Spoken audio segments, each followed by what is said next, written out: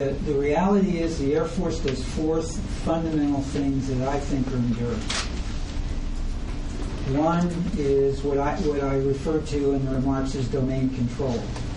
We exercise control of the air and space, and to a somewhat lesser extent cyberspace, in order to enable the other services to successfully execute their missions.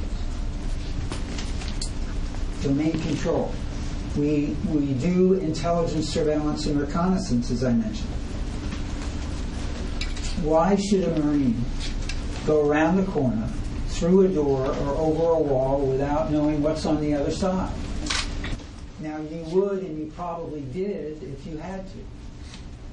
But if the Air Force has the capacity to provide that situational awareness, why wouldn't the ground forces desire that? They do.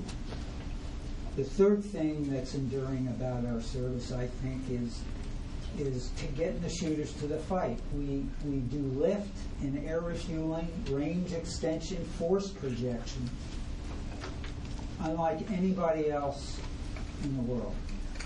That is a strategic asset of significance. And associated with that is that if your buddies got banged up on the battlefield, they didn't wait weeks to get the best treatment in the world as it was when I was your age. But rather, they're back at Bethesda or Walter Reed in hours. That's a result, again, of this capacity to lift and extend. The fourth thing is global strike.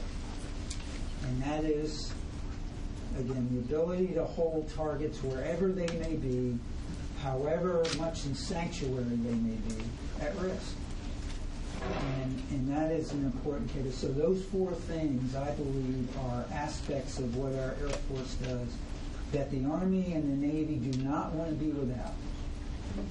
And air-sea battle is an example of how we, as leaders of our services, recognize the necessity to collaborate, because there are adversaries out there who are improving their anti-access capabilities.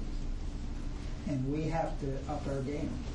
And that's the nature of what we're about. So the bottom line is the Air Force ain't going away.